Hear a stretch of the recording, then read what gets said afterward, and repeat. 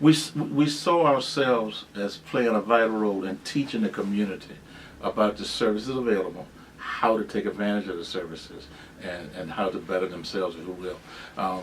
We tried to play a role in education, getting parents to understand that you should not wait until your child is in high school to start talking about a career path they should be on.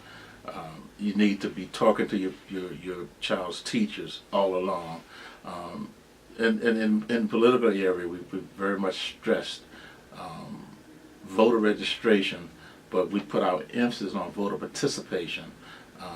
And our goal is to eventually have candidates that have come through, not necessarily through us, but who, as a result of learning the importance of being involved.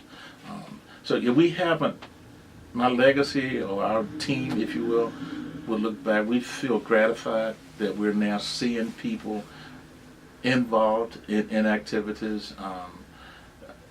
The sheriff of Prince William, for example, will call and ask to collaborate on different things, and want to reach out to the community and get understanding.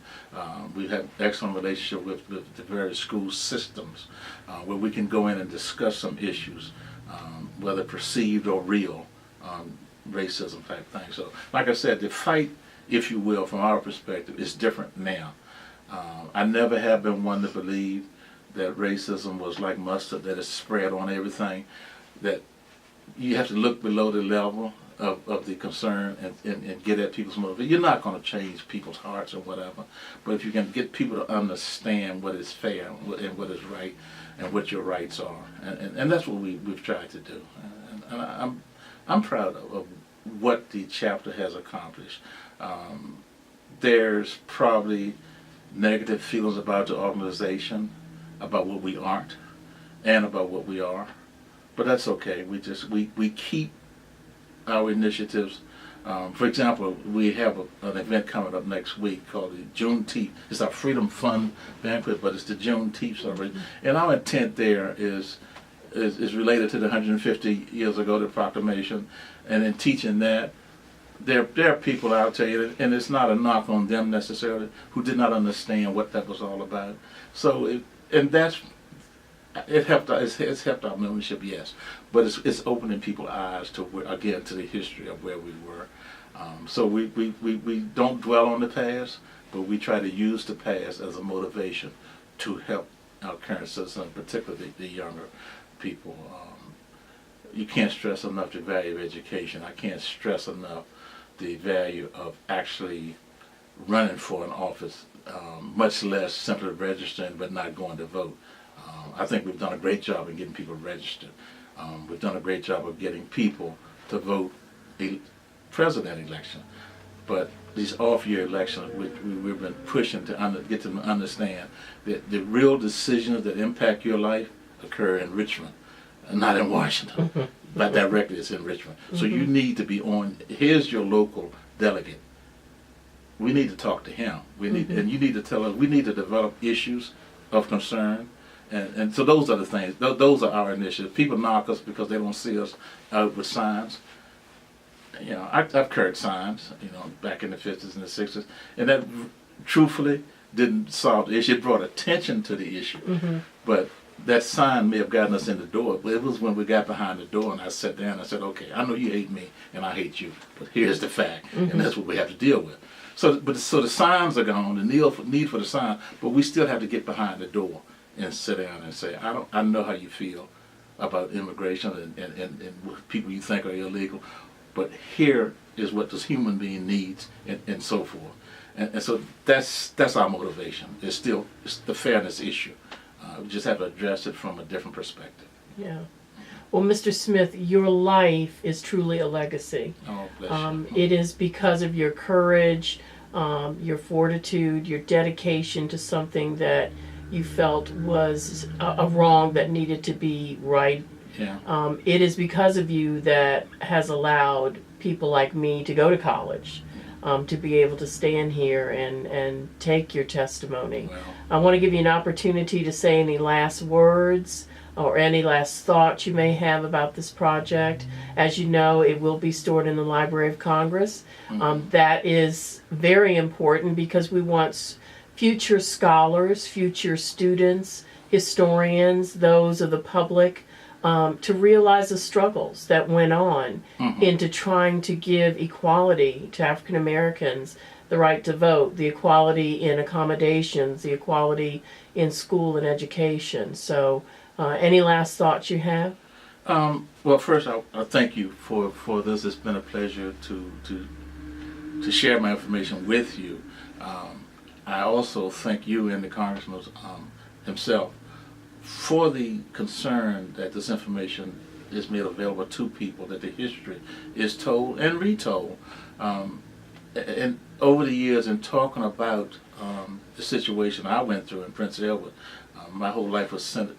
The seed was the events that happened to me in Prince Edward, the lynchings that that after effects that you observe and so forth. But the lockout of the educational opportunities for the black kids then starts a thought process as to what motivates a person to make decisions that such negative decisions that impact people so powerfully. So I would encourage people to review this and let this be a motivation to review other parts of our history and get an understanding of what's involved and what goes into decision making. Once again, I do think projects like this are very important because you could make the same mistakes, not just specific decision making, but the thought processes that would go into a body to make a rule that's so impactful, negatively impactful on a group of people, could occur today as we sit on another matter, maybe an economic decision that would impact a group of people. So I would encourage people to continue to review the history, not to dwell on the past, but to learn from it. And that certainly has been my motivation. My career has been with the Social Security Administration, and obviously I needed to be paid, so I had a job. But even that was in the social field. There are people of need that need things out there. They're not dependent on the government, but Prince Edward taught me that it takes a group helping each other, recognizing the needs and the shortcomings of the provisions, and we have to provide for ourselves, each other. To me, that's what makes America great. Referring back to the two marches, that sentiment. It makes you really look up and say, this is America, and we are different. We are a border pot, if you will. We have all kinds of cultures. And yes, when you talk about Prince Edward, you talk about white versus black, but it really was bigger than that. It was right versus wrong, and right in that instance, won out. And it can continue, but you have to always reflect as to what happened. Yeah. Well, one last question. When you came here in 71 as a federal employee, was there racism within the federal government employment system? Did you feel yes there was inequality? Right. And my experience is kind of, I will have to say, had my antenna up a little bit anyway, but absolutely. I know of a couple of decisions against me personally, involving me personally, in which that was the case. You did not, women and black women, for example, and then black men, in terms of management, the makeup of the office, the composition of the office, the punishments, much like, again, looking at history, but much like the punishment in our school systems, or those who are leading our school systems today. But if you look at the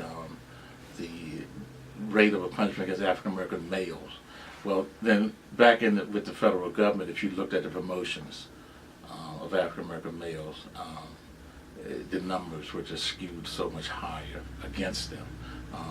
Mail rooms, yes. Analysts, no. Those kinds of, and then from the analyst position is what they made the decision to make a supervisor. So if you never got to be an analyst, you never got to be in management. So it was, again, it wasn't a sign say supervisor white only, but the decision was supervisor white only. So yeah. And to the extent that some of that exists today, the government has programs in place and rules in place. Some of it will always be a challenge because of the stereotypes and the assumptions people make about people. 50 yards away, oh, that's a black woman. Now let's ask her because she's a white woman. Have no knowledge of what one or the other knows. And those things are there. So our challenge then is to not so much attack that, but work that system, if you will, to make sure that a decision is made and that decision is fair. Yeah. And that's all we've ever asked for. Some people talk about, well, what do you want with integration? It's not the integration, it's the opportunity. That term, it's not that I'm satisfied now that I can go in and sit beside you at the counter.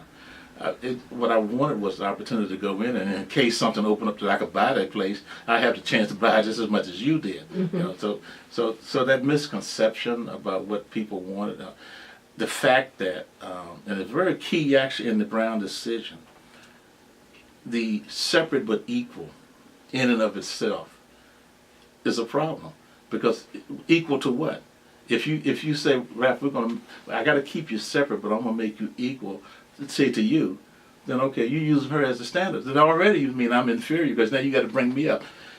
That kind of thing. The state of Virginia recently, under McDonnell, wanted to have better SOL scores. So what did they do? They saw that the minority students weren't performing as well in some areas. Okay, for supposed whatever reason. I may be going off on point on here, but I'll give you an example of what I'm talking about. So they decided to say that, okay, minority students, here's your bench.